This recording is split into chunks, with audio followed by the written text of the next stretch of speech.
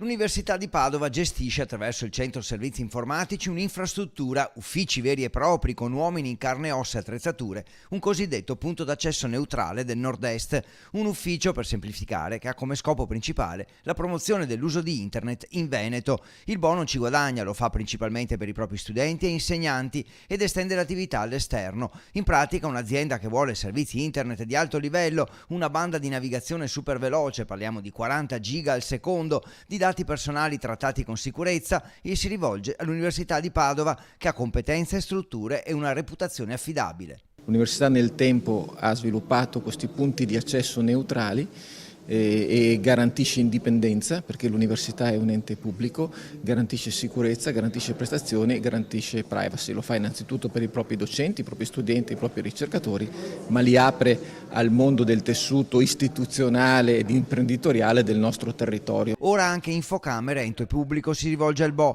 è la società di informatica delle Camere di Commercio italiane che realizza e gestisce il sistema telematico nazionale che collega tra loro le Camere di Commercio e le loro 300 sedi distaccate.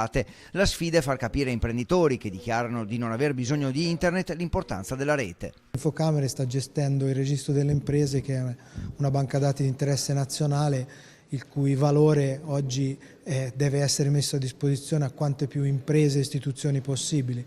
Quindi collegare la rete ai dati è un passaggio doveroso. L'Ateneo ha deciso di incrementare l'infrastruttura chiamata V6 con 450.000 euro in 3 anni. Attualmente V6 è il quarto nodo in Italia. Siamo in trattative con un fornitore molto importante che sta valutando l'ingresso in V6, quindi se tutto andrà bene pensiamo di diventare non più il quarto nodo di interscambio, ma magari di diventare anche il terzo, se non salire ancora di più.